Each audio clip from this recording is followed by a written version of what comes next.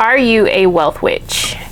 Now, I don't want you to get mixed up, or I don't want you to get afraid of the word witch, because understand, first of all, that the word witch has been diluted and it has been pushed into the realm of the wicked, the evil. You know, you think of the word witch because of colonization and because of the patriarchy and oppressive religious systems. You think of the word and you automatically think of some, you know, disparaging, wicked looking, you know, woman, right, who casts spells on other people and hexes other people. And like, this is not the realm, this is not the word that has been diluted and washed out and has been reframed as some wicked word, when really witch is a wise woman. In antiquity, our ancestors actually were who were witches in their villages. They were the visionaries, they were the healers, okay? Even in their own homes, even if they weren't going to go see other people, you know, kitchen witches and witches who hunted, okay? Witches who didn't have children, who didn't have families, didn't want them, but that they had wisdom in the areas of hunting. I'm even seeing the visions now. There are some women who were teaching men how to hunt, yes, okay?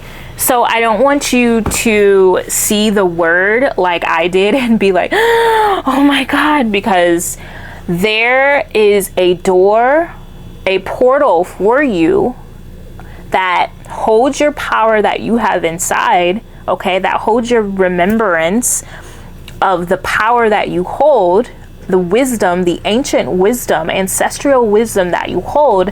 However, due to colonization and religion, okay, and the patriarchy, there's a sign that's slapped on that door, okay, of your remembrance of your power, that it's wicked, that it's evil. It's kind of like how in Christianity and other, you know, religions, they have created this thing called hell, a place that you can go for eternal damnation. So that way they can justify fear. They can justify telling you what to do, because they're like, oh, if you don't, you'll go to hell. So it's the same thing.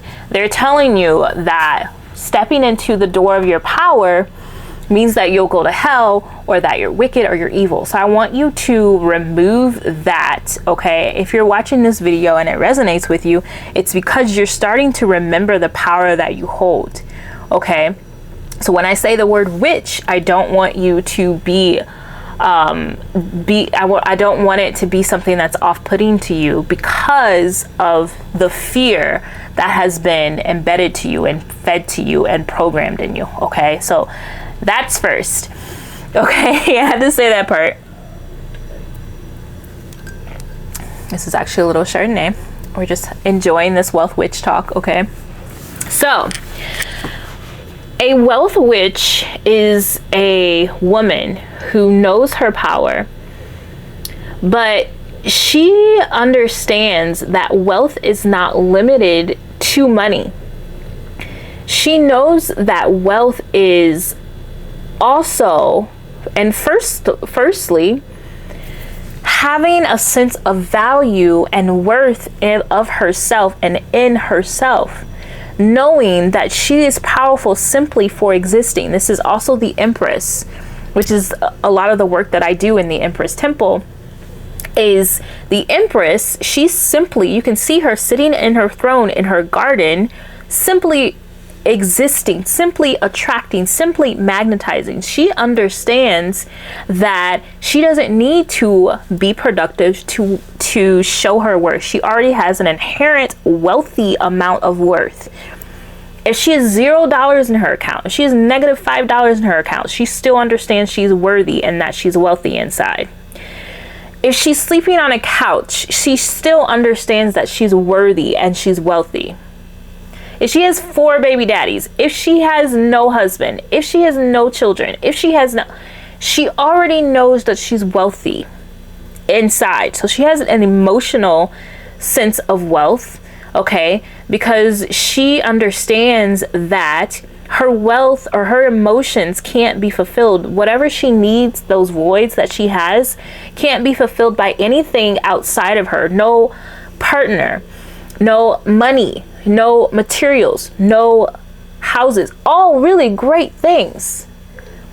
But first, the wealth witch knows that her wealth, her foundation, her inner safety is the most priceless thing on the planet and beyond. Okay? So she doesn't rely on money to tell her if she's worthy. She doesn't rely on having a partner or not. She doesn't rely on looks. All beautiful, wonderful things. But those are bonuses. Those are elements of herself. Those are other altars, because you are an altar. The witch, the wise woman, the witch, the empress, she has an internal altar and an external altar. And so she worships at her own altar first. She doesn't worship at the altar of money. Money is secondary. I like money. I've always said this. I have a money altar. Okay, even if it's on the astral plane, I have a money altar. I've learned over the past almost year of not relying on money to be a source of strength, of wealth for me, right? It'll come in, but it's not the most important portal of wealth, right? I've learned that it doesn't have to be a master that you serve. Okay, so the wealth witch knows the place of money. She knows the place that it holds in her life, and she knows that it's not number one. Okay, and because of that, due to that, money seems to be more attracted to her because she's the empress, and the empress doesn't chase, she magnetizes.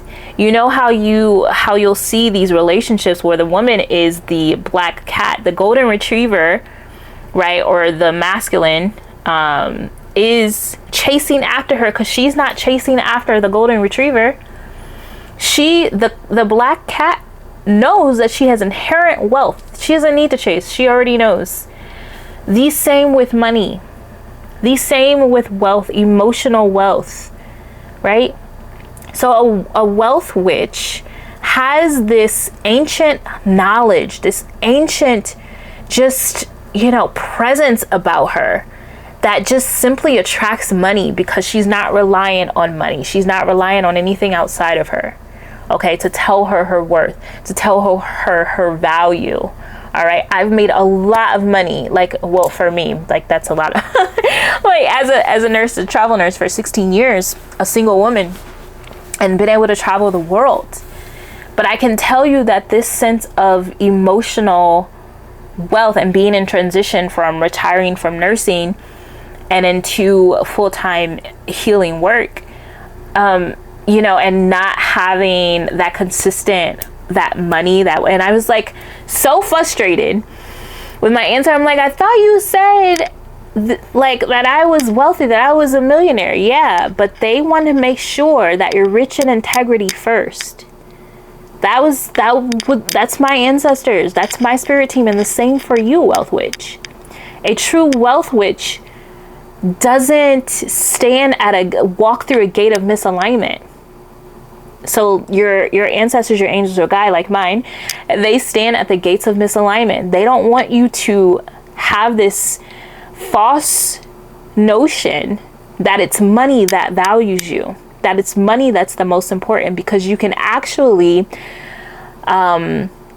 you can sabotage your life by chasing money, just like you can sabotage your life by chasing partnerships and friendships. You allow it to come to you. You don't put it on a pedestal. You don't worship it. That's the wealth witch. She knows the place of money, right? And so if there's an opportunity that comes that pays you $1 million, however, it's not aligned with your soul, you won't betray your soul for a bag. That's a wealth witch. You know what I mean? That's a wealth witch. If opportunities come, having the opportunity to even be in the presence of men who have a ton of money, however, their character is flawed. Okay. you won't betray that sense of safety, that sense of knowing that says, hey, like, this is not someone who is on the same frequency as me. This is not someone who has healed himself.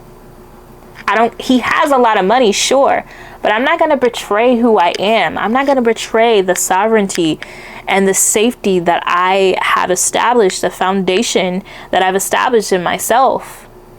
Why? Because money is not everything. Money is one source of wealth, but the most important source of wealth and value is you. Inside everything, I love Beyonce when she said this, we're searching for love, looking for something that's already inside of ourselves. Emotional love. Like, I feel like so rich right now because I rely on myself to fill my needs emotionally. And that took a very long time as someone who anxiously attached to other people due to years of trauma and trauma cycles, okay, and abuse. So I was constantly looking for someone else to fulfill my needs because my needs weren't met when I was a child.